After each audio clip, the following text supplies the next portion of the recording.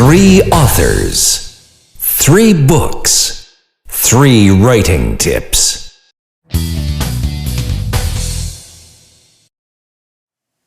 The book I'm sharing with you today is Dot to Dot in the Sky, Stories of the Aurora.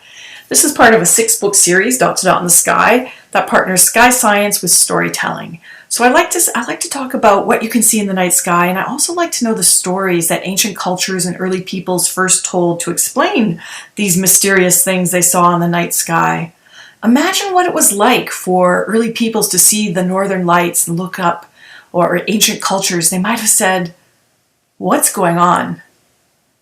What are all those lights in the sky? Why are they dancing around and rippling? What does this mean? Could it be an omen? Is it a sign? Is it a good sign or a bad sign?" And they told stories from around the world. People told stories explaining the northern lights. And so this book has a collection of stories, but it also has the science of what's going on between solar winds from the sun and the Earth's magnetic field, which help explain the northern lights in our sky.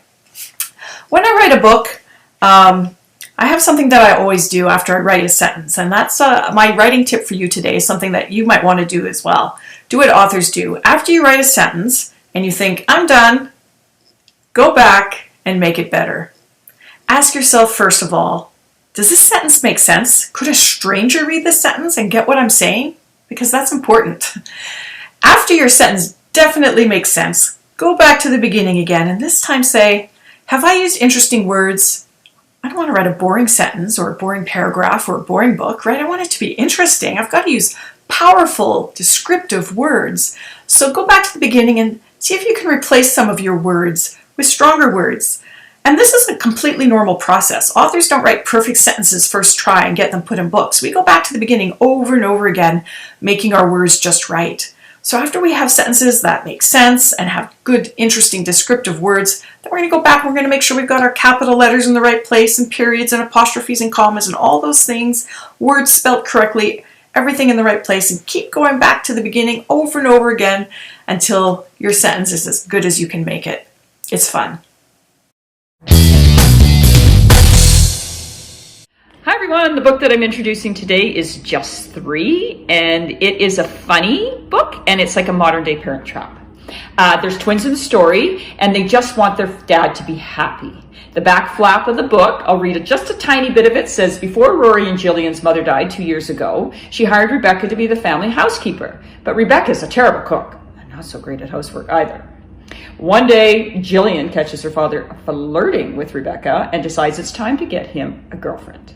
The twins create a profile on an online dating site, and they convince her dad to go on 3 dates. Each date is more disastrous than the last. Well, Rory and Jillian manage to find their dad, the perfect match. Writing tip for today. Ideas come from everywhere. And for this book, the idea came to me when somebody said, my dad used to date a woman with chickens, and all I could see was the scene in my head of this chicken attacking somebody. And I was like, okay, I'm going to take that. And then I worked around it, and I looked at who's the characters going to be? What's the plot going to be? Where's the setting? And the setting, of course, for that scene was already there, but then I had to create everything else to come up with a novel. And yes, that scene is in the middle of the book. Thank you very much for joining me. That was your writing tip of the day. And the writing tip is, ideas come from everywhere.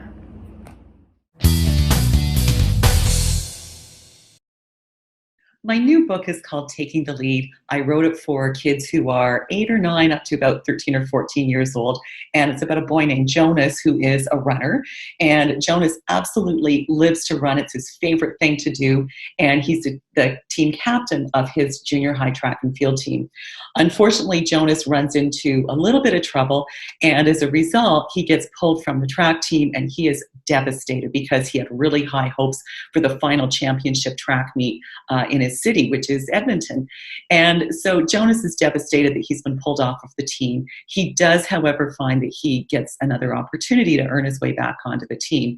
And I think that's all I'm going to tell you about the book, but I will just say that when I wrote Taking the Lead, something that I kept in mind while I was writing it is just a reminder to myself that you have to get your main character in a whole lot of trouble when you're writing stories.